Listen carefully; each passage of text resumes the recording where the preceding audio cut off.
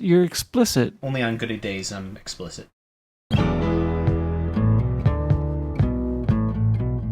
Welcome to My Hill to Die On, Episode 3. Everyone has things they are passionate about. Things we want our friends to try and experience. So we've convinced each other to try different things. And we talk about these experiences to see if we can get just one more person to join us on our hill to die on. So let's start with general updates. First things first, I did cave, and as summer is getting into full swing, I did join the gym. Mm-hmm. I got sick and tired of trying to wait until the sun went down to finally get a chance to do any sort of exercise, and it was still miserable outside. I've been wondering what indoor cycling is. I was like, my goodness, did he buy a bike or a machine? No, I joined the gym that is like 2 buildings down from me, because the gym has both a bike and also a swimming pool, which the watch doesn't catch swimming pool action that well. No, you have to be doing a stroke, I think, for it to really be tracking it. You can't, doggy paddle does not work. Well... or treading water. But I only doggy paddle. I realized, so let's say you do 2 to 5 laps, and then you go and you walk a couple of laps in the walking end of the pool. Mm. It will then, while you are walking, ask you constantly if you're done exercising and want to turn off the thing. Oh, because it doesn't recognize the motion probably, huh? Yeah. So anytime I do stuff like that, it usually thinks that I have done no exercise at all for the day, even though I've done like 20 laps and then some other stuff. Does your watch track your heart rate while in the pool? It does. But you know what? I generally probably just have a heart rate that it's like, oh yeah, he's moving. Mm. That being said, I've been alternating between swimming, cycling, and doing some other stuff at the gym because frankly, the heat is just getting too hot. Yeah, it's pretty hot. I see that you've been keeping up with your schedule of following your thing that you gave the kids. Yeah, I've been gradually climbing. Yeah, today I got up to 10 miles, which is the farthest I've run with my Apple Watch. I beat my record of 2 years ago. My watch keeps telling me every time you turn it on, every time you go to the workout, oh, your furthest distance is 16.01 kilometers. Well, today I got 16.07. Not much further, but a little bit further. Hey. Well, because it takes me 2 months to get to this point, or 3 months to get to this point. So. Well, you still got a month left before we have to, be at work, so. Yeah. Because I think my objective this year in summer training, because I can't run during cross-country season itself, because I have to help the kids too much. I think my objective now, in this last month, I want to shift towards actually running the workouts that I run during cross-country for myself. That way I can get faster, because I have enough distance base now. But I was noticing last week I went to Izu Peninsula here in Japan, which is nice and hilly. And I was noticing that I can't do the hills. I can do the flat very nicely, but I can't do the hills. And in our courses that we run in cross-country, they are very hilly. So I think I need to start doing some of the hill workouts that I do during cross-country to build up my own strength for hills.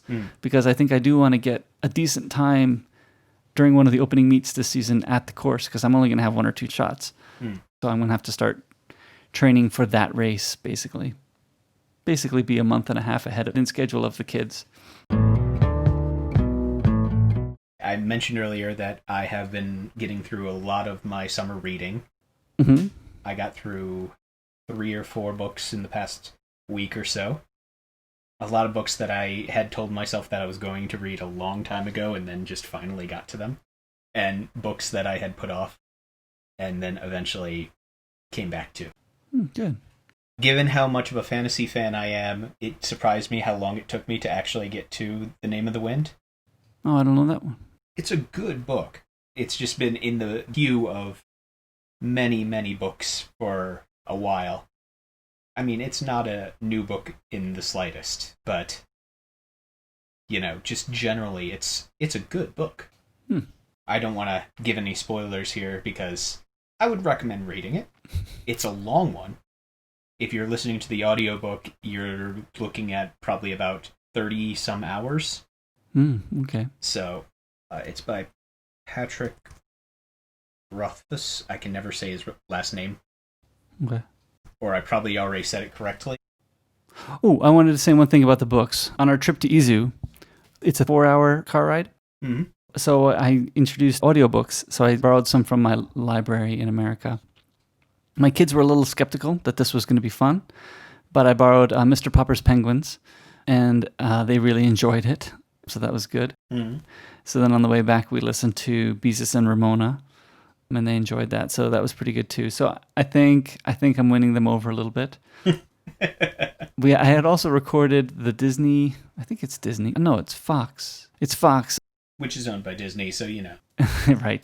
They made a movie called Ramona and Beezus because, again, after the Beezus and Ramona book, where the Beezus and Ramona, Beezus is the main character, and then Ramona is secondary. Mm-hmm. From here on, the books switched to Ramona being the primary character. So they switched it in this movie to be Ramona and Beezus. So that's what it's called instead of Beezus and Ramona. It's Ramona and Beezus. But anyway, I said we had to read the book before we watched the movie. It's not really based off the book, but it's okay. The characters are, not the story. I have not read the story, so... Actually, it's the first time I've heard that story. I think I've read the other ones, Henry Higgins and Ralph S. Mouse and those ones, but I have not done Beezus and Ramona. But since I have daughters, I figured this will be more exciting to them than Ralph S. Mouse. Aside from that, I went and saw both Spider-Man. Oh, yes. We saw Spider-Man too, yeah. Mm-hmm. And Weathering with You. What's that one? Weathering with You is the new movie made by the same guy who made Your Name. Your Name. Okay, I saw that the movie was out by him. Did you watch it all in Japanese? I did. Oh. Because they don't have subtitles here for that. No, they don't have English subtitles here. I can say I really liked it. Good. I don't know if I like it more than Your Name, but if it's not, it's close. I think I might actually like it more than Your Name. Oh, okay. But again, that's after watching it once, and, it was a good movie. The soundtrack is wonderfully, wonderfully done. It's by the same people, right? Same band? Yep, same group, and it just hits you in all the feels. But, Your Name did the same thing.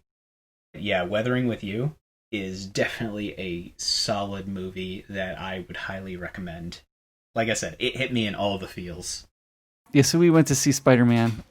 I think it was it was the night before we left because we had finished packing and my parents were having fun with my kids, so we went to see Spider-Man before we left America. I'm going to say it. The mid-credits scene, I hated what they did with that one. Oh, yeah. Mm-hmm. Saw both those movies because, Fridays are cheap nights at United Cinemas. Fridays are cheap nights? If you have a member card. If you have a membership card? Yeah, the Friday is their cheaper night. I signed up for a membership card once, but I thought we never went frequently enough for it to work. We might possibly go frequently enough now, but I don't know. So, aside from that, aside from watching those movies, reading some books, pretty much the rest of my summer thus far has been a lot of reading, writing, and playing video games. Yeah, let's just jump right into podcasts. We want to recommend Overcast. If you do listen to podcasts, I personally really like Overcast as the app that I pretty much listen to everything. Me too. Yeah, I have tried a few other podcast apps, and I've looked at a few others also, the ones that I haven't tried, but to me, Overcast works the way that I want it to work. And the only reason at this point I would even consider checking another one is the fear with Apple and Spotify and all of these other organizations having exclusive podcasts. Yes. Mm-hmm. And it's only if and that's a big if, there's something that is made that I really want to listen to.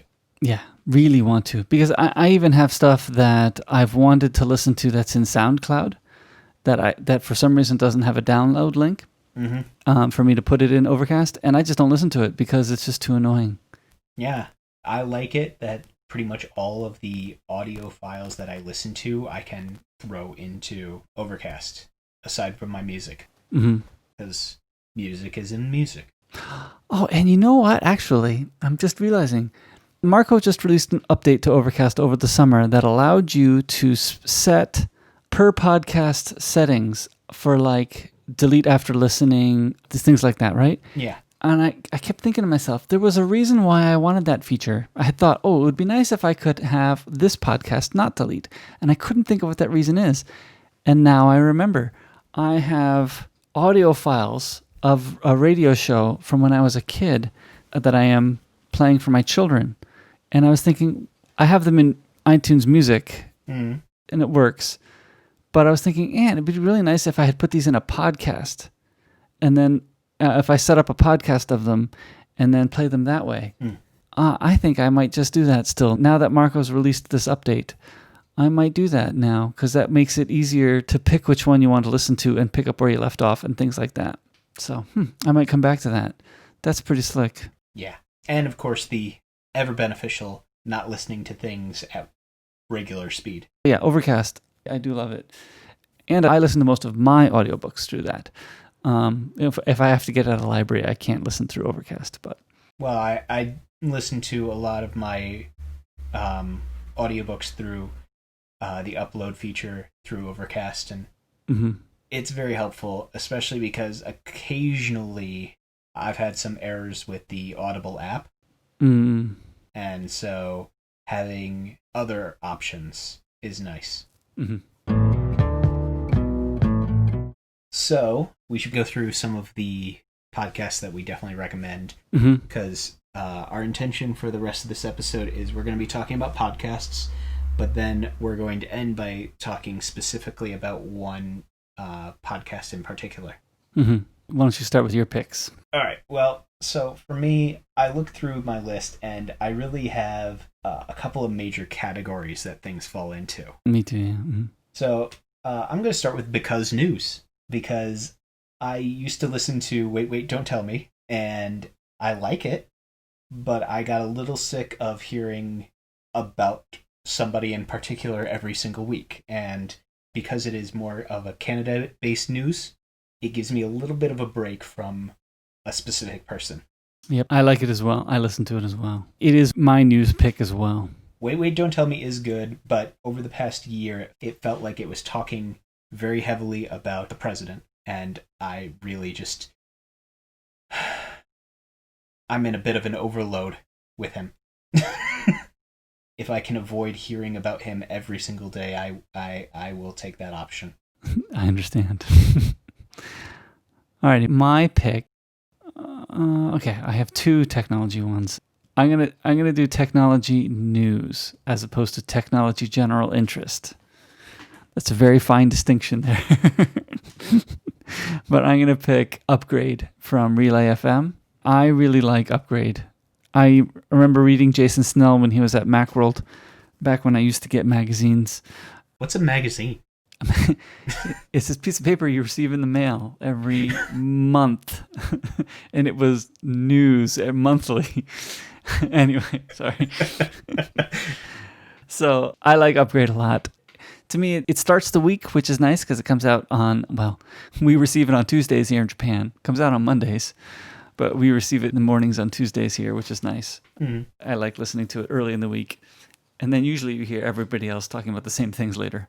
A few times things come out in the middle of the week, but most of the time these guys are right on top of it, things early in the week, so it's kind of nice. Yeah, I also regularly listen to Upgrade, so definitely agree with you there. The next one I'm going to jump to, I'm going to bundle a couple of them together. Okay. These are my D&D podcasts. Okay. I play D&D, and I also like listening to other people play it. So the three that I'm going to mention here are Dragon Friends, Critical Role, and Total Party Kill. All three of them are good D&D podcasts for very different reasons. Dragon Friends is Australian comedians playing D&D. The first season was when none of them knew any of the rules, and a few of them have known a few more rules by this point, and they're about 5 years in or so. Critical Role is voice actors playing Dungeons and Dragons, and they play that very well. They get really into their character. Their storyline is wonderfully done. Just, they play very well, and it's a storyline that you can get really invested in. Total Party Kill is all of our favorite people from The Incomparable and various other podcasts playing Dungeons and Dragons. And really because I just generally like listening to those personalities, and also I like listening to those podcasts in general. So for my Dungeons and Dragons, those are the three that I usually go through anymore, and I run out of hours in a day. Yes, which is why I've decided not to listen to D&D podcasts. Here's the thing. Dragon Friends is an hour, and it happens every other week. Total Party Kill usually happens, I think it's every week. I just play it when it appears in my queue. Mm-hmm. And that one's also usually about an hour. Critical Role is the one that's an investment. That's the 3.5 to 4 hours each week. Oh. That's the one that it has an amazing storyline, but really it's an investment of your time. Yeah, that's rough. There are a few of the people who we work with who I have trapped into listening to those podcasts, and they hate me for it. I stay away because I will be too interested if I start listening, so I stay away. You say that like we need to do work. All right, let me pick another one here. I'm going to pick a general interest podcast. Okay. And I'm going to pick Hello Internet. You stole my next one. I've sniped it from you, huh? Yeah. Hello Internet is a great podcast. Yes, it is a two white dudes podcast, but they do really great. In fact, I was talking to my brother about it when I was in America this summer, and he said that he received a nail and gear flag from his sister-in-law because his sister-in-law asked him, what do you want for your birthday? So he sent her a link. And so she had no idea what she was buying, but she bought him a nail and gear flag. So then I said quickly to him and his wife, you don't want the wax cylinder. And she goes, what's the wax cylinder? Because he's a few months behind. And I said, no, you don't want it. Pretty fun podcast, yeah, because they make things like their own flag and wax cylinders to listen to. A 2-minute recording on a wax cylinder. Yeah, the last episode, they did talk about Everest. Oh, yeah, they talked about the line on Mount Everest. But they also talked about, reverse wireless charging and how you can come up to a guy on the street and be like, you got some charge. Yeah, that's right. That was fun. They just have a great perspective on things. And it's something that I just don't often think about. I mean, partly it's because I don't, I'm not in YouTube, so they do talk about YouTube every once in a while. And it is fun listening to their perspective on YouTube because it's completely different than mine. Mm-hmm. Just a different perspective on things. Plane Crash Corner. Yeah. Dinosaurs Attacks. Yeah, Dinosaur Attacks. Mm-hmm. What's your next pick? Writing Excuses. Okay. That one is writing advice from published authors, including my favorite author, Brandon Sanderson. He has a podcast with a couple of other authors, and they just basically sit around and talk about various things to kind of as a writing course almost, like if they're guiding a class through the process of writing. Mm-hmm. Generally writing fiction, because most of the writers are sci-fi, fantasy writers. One is got his start in webcomics, but generally it's very interesting. They usually give a writing prompt at the end of each class, and they're about 15 minutes long. I do like their tagline, which is 15 minutes long because you're too busy and we're not that smart or something. So, your turn. Okay. I'm going to pick 2 Christian ones. I listen to a bunch of sermon podcasts because I kind of like that. And the one I like the best is my home church in Ridgewood, New Jersey. I guess it's a little biased, but the sermons that I listen to are all from people that I know, my home church, or one of the guys I graduated high school with. He's a pastor, so I listen to his sermons. And these are pretty good. And then also I listen to the church that I went to when I was in college. I listened to that one too. So those are the 3 I listen to. But I think of the 3, I like my home church the best. I think I like his perspective on things. And no bias whatsoever. Yeah, if I pick just on content, I like him the best. Yeah, I'm trying to separate the bias. Even without the bias, I like him the best. I like what he has to say. The church I went to in college comes in a close second, I would have to say, though. He's a little bit of a fast talker. He shoves a lot of things into 40 minutes, that guy. My home church, it's called the Grace Church of Ridgewood. He does a lot of application. Like, here's the Bible. Here's what it says. All right, now let's talk about how we're applying that. Whereas the guy from my church that I went to in college doesn't always bring in application, does a very good job of explaining the Bible, but doesn't always bring in application. So I kind of like that about my home church. So that's one of them. Then I want to pick a Christian news one too. And the Christian news one I want to pick is called the Holy Post Podcast. Okay. With Phil Vischer and Sky Jitani. I like their perspective on Christian news. Actually, I listened to one that just came out today. They were talking about how actually non-Christians want Christians to act more Christian-like, which is kind of a funny thing, right? Christians aren't, the majority of Christians, or at least the Christians that are publicized, aren't acting very Christian-like. And they were reading some article that was telling how non-Christians just want Christians to be more like Christians. So that's kind of interesting. And they agree, of course. They also see the dilemma of the fact that the media is picking up on the Christians that don't act Christian-like and are publicizing them. So yes, there are Christians doing good, but it's not news when the Christian goes and helps somebody in the shelter. That's not news. But the Christian that is doing something wrong, that's all news. So we're going to talk about that. So. Well, I mean, that's what it comes down to, is it's news when something horrible is happening. When everything is normal, it's not noteworthy. That being said, I will say that the worst example of ministry, worst example of any church, is Christians living poorly. And now that we've talked about that, I'm going to do a slight segue into something very closely related with Nobody Listens to Paula Poundstone. I really enjoy listening to Nobody Listens to Paula Poundstone. I am a nobody. It's a great show, very funny. They talk about something really different and unique every single week. It's important to say that Adam's on every show. Exactly. It's very important to say. And I have still not found Thomas Coyne. No. I don't think anybody has. Yep. I like that show too. My Tech General Interest one is my favorite podcast of all. And that is ATP. I was wondering if you were going to mention it. Yeah, that's my favorite podcast of all, is ATP. Accidental Tech Podcast. In fact, one of the funny things I found recently was my daughter. She started singing Accidental. I was like, wait a minute. I was like, okay, all right. I guess I've listened to it enough that you've picked that up. You'll know you've listened to it too much when she asks to take banjo lessons. Actually, I've had two daughters saying the song to me. So... The last one then I will say is Incomparable Game Show. Oh yeah. Actually, perfect. Yes. I picked that too. Gotta include it. I will listen to pretty much all of those, so. Even this last one was good. I mean, random trivia is fun. Random trivia is always fun. The Parsley games are amazing.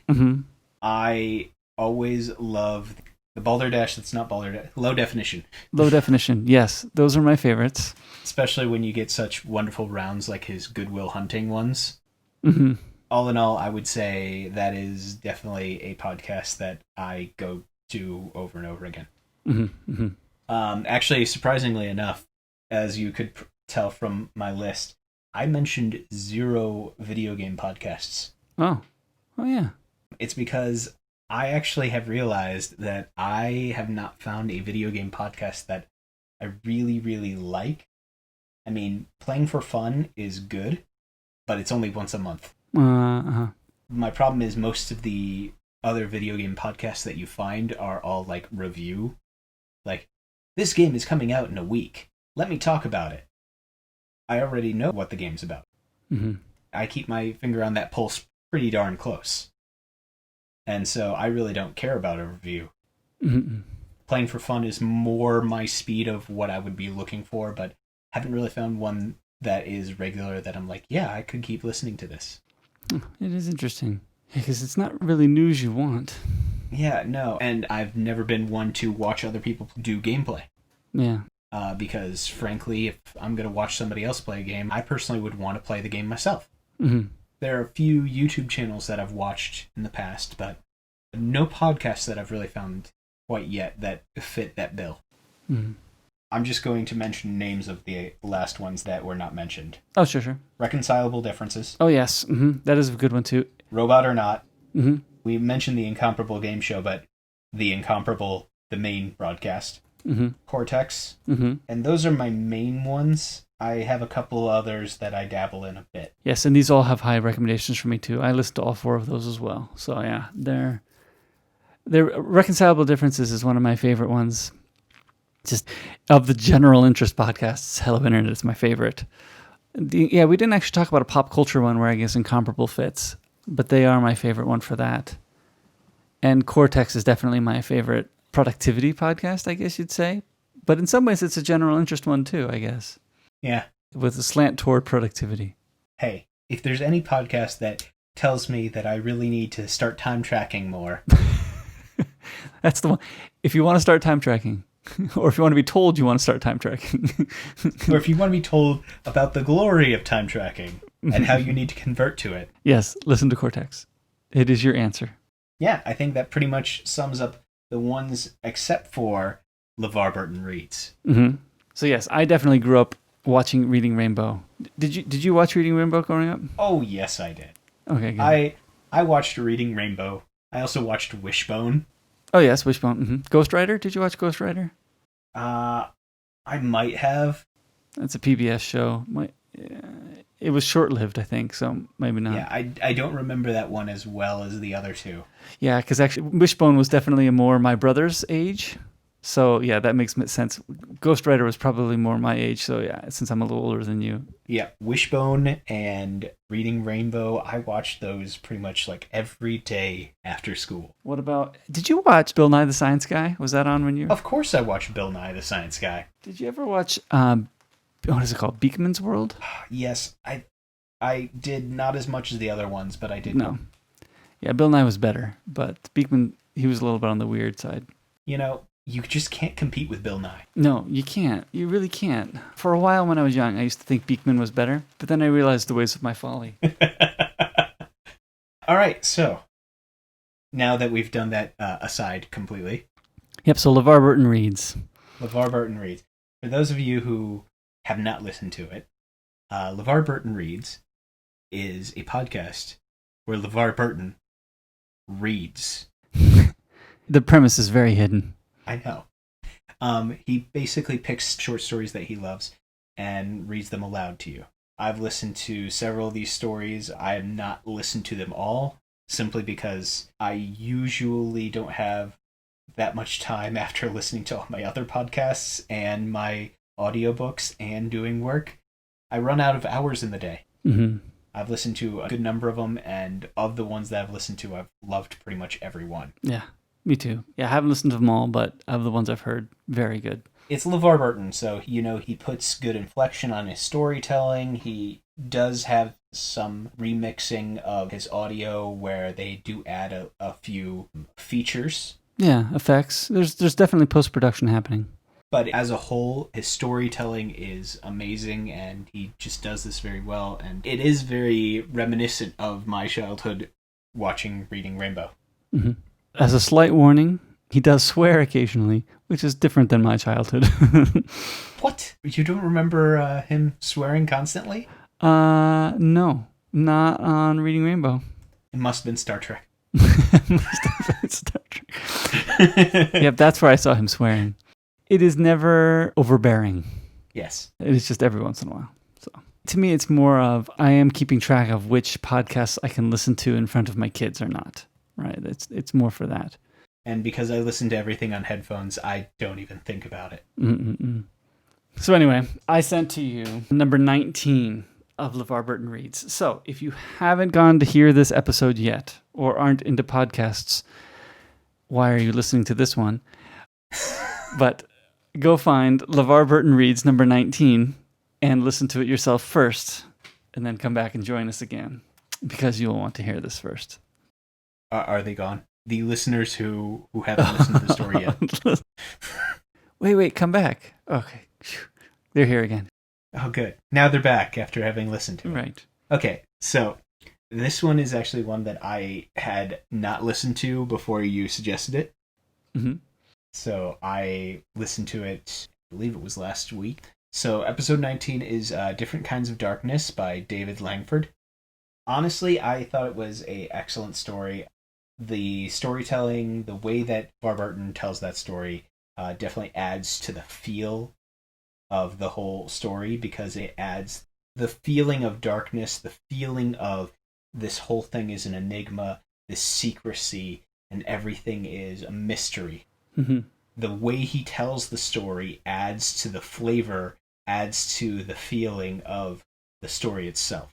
I would also say that the author's word choice did the same thing, but the presentation style that LeVar Burton brings is fantastic. Yeah. And I would agree that the author's word choice helps a lot. Listening back to it a few times last week, I was surprised at how much description there was in a short amount of time.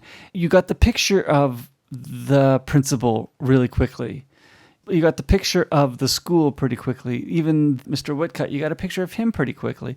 Like, he somehow got the picture across very quickly of what's going on. Yeah, and I think that has a lot to do because it was being told from the perspective of the kids. Mm-hmm. You described them the way that the kids would describe their teachers. Mm-hmm.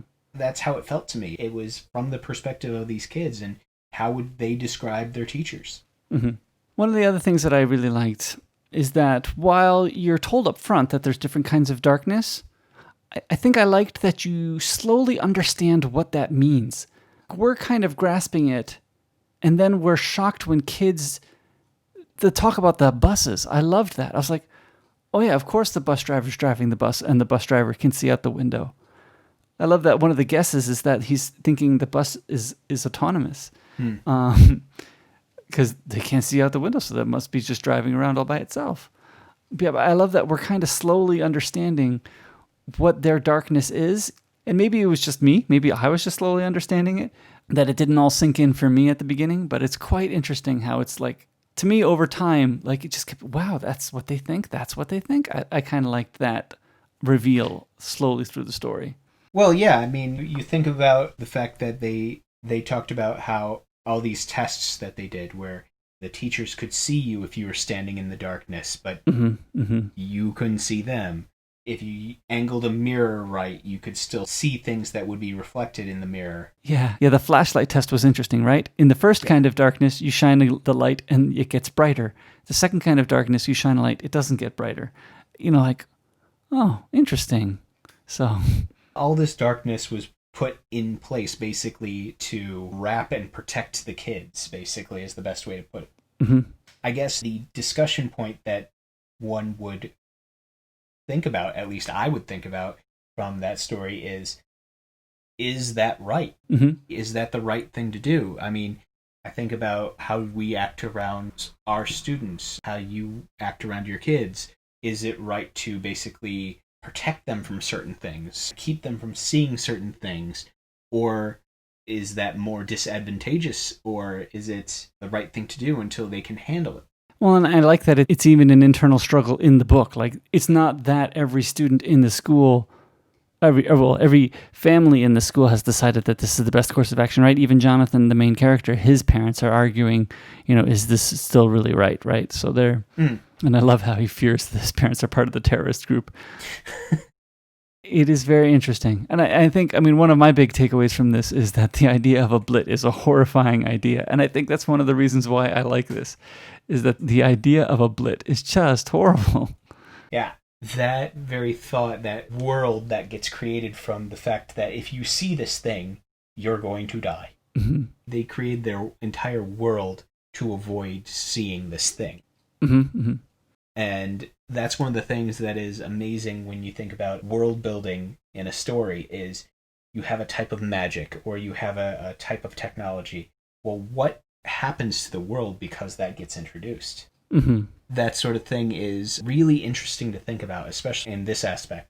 But I think for me, it was the two things that really stood out to me about this story were what we've mentioned so far was this world that gets built, this because of the blit, but also the underlying message of how is it that we are supposed to keep people safe? Right. Is basically preventing people from seeing things that are bad.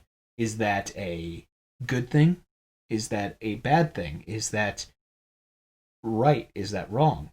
Yeah, and is it even enough, right? Because even in the big nasty, the seriously nasty thing that they call it, right, in the book is it happens in a spot where they can see, right? Like it didn't really, all the protection doesn't prevent it when the picture gets placed in a spot that becomes inside school, right? He opens the outer door into school and that becomes inside school so they can see it.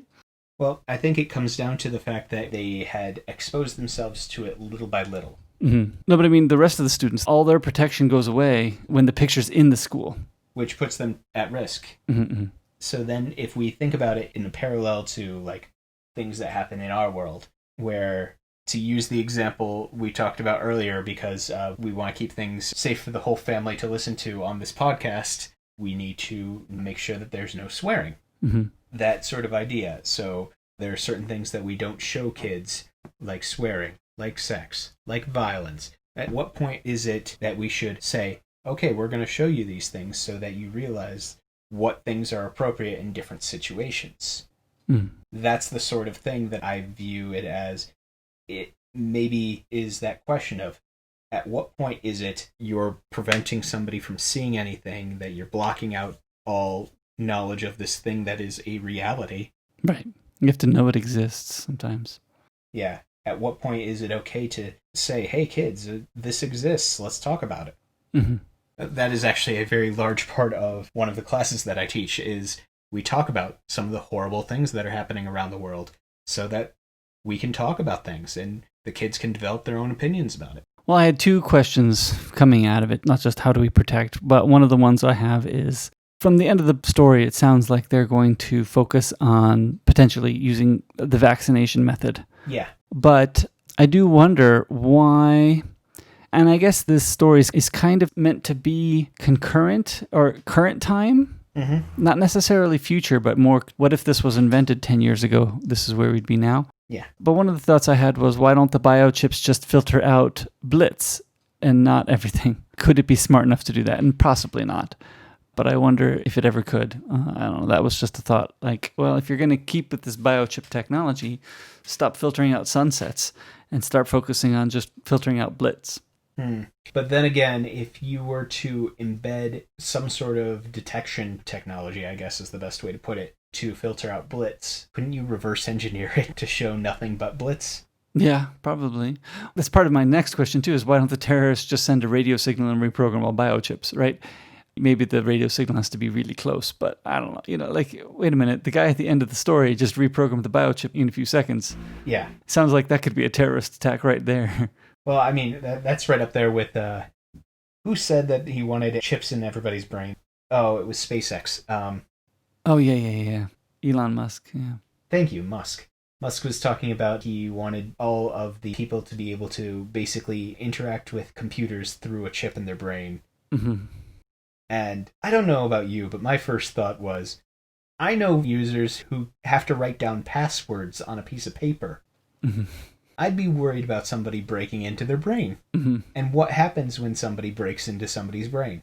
Because it's just about sending the right electrical signal to make them do something awful. Mm-hmm. And I think one of the interesting things about this story, too, is because, again, like you said, it's told by the kid's perspective. Yeah. I don't think we ever really get a very clear picture about what the deep green terrorists are after. Yeah, because they don't know.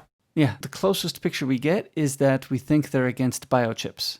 Yeah. And we don't really know, is it because they think that, biochips are a form of control, which, so yeah, they are. They are, yeah. So maybe that's what it is. But again, we don't quite get a clear picture of what their agenda is. Yeah, but I think for this story, it's unnecessary. Yeah, yeah. It's unnecessary. For all we care in this story, their goal could be that they really want unicorns to be born. Yeah, exactly. They just want to be heard. Yeah, and because it's tangential to the story really is more about these kids and their world rather than the world as a whole. Mm-hmm. But it is a great world. I mean, that being said, what we see of the kids' world is still a fascinating world to be a part of, right? Oh, it is. And I think that's the thing, is especially because it is this really different world from a perspective that only sees everything in part anyway. Mm-hmm. I mean, not only is it different, but I think to me it was similar too. In high school, I was well trusted with some keys and some access to certain rooms in the school. Most of them, actually. That's scary. Yes. Sneaking off to the storeroom just made me think of, going up to the sound booth, which is where I would be in high school, right? I didn't have to sneak up. I had a key for that. We didn't have a secret club up there, unless you count going to chapel and running sound for chapel a club, which I could be counted as that, but it was not as much of a club as much as it was just something we volunteered to do. So it had hints of nostalgia there for me because of that. Like, yeah, we used to sneak around. We used to have a teacher that would watch over us occasionally, kind of like Mr. Woodcut stops in, right? I mean, yeah, we had a teacher who would stop in once a month. Oh, yes, you guys are doing what you're supposed to be doing. Good. I'll see you later.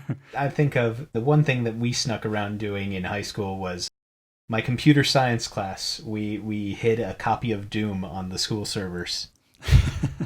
And once we finished our project, we would just set up a little LAN game of Doom every single day.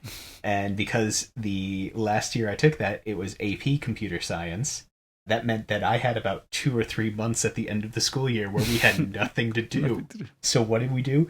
We had 3 months of an hour and a half every day of playing Doom.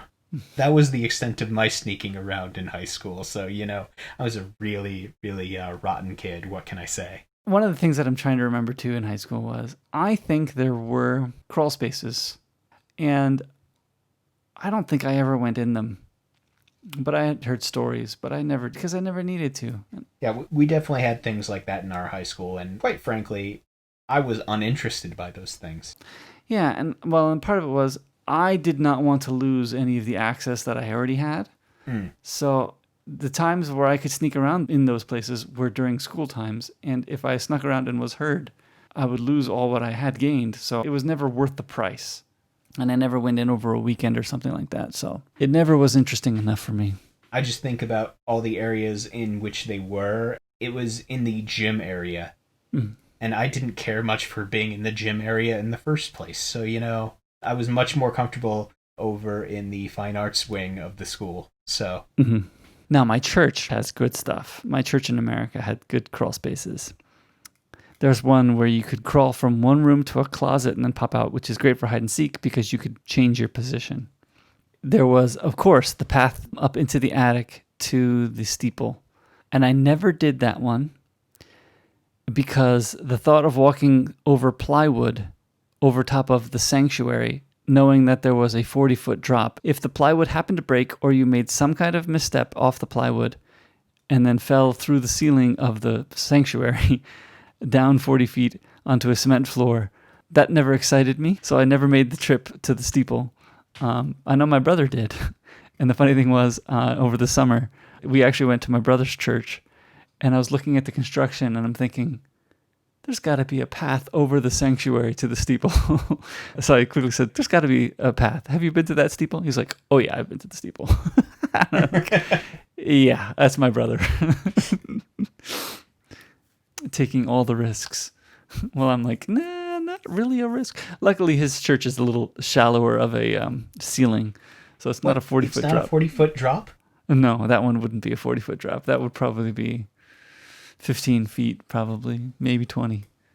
Still hurt, but not death, probably.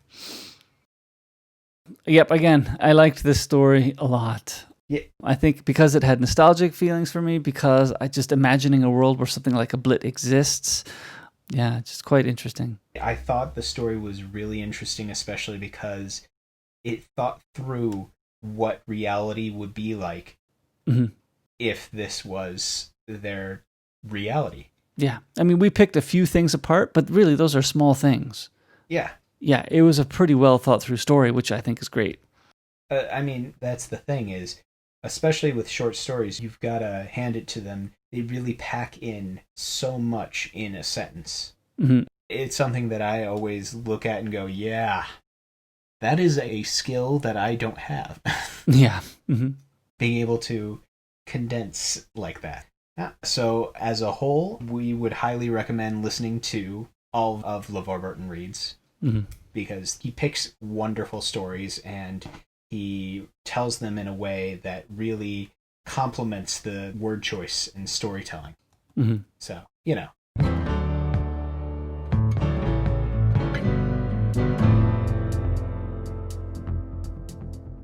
Alrighty, it's starting to rain. I'm going to go close some windows upstairs real quick. I'll be back. All right. I will do a song and dance number. Okay.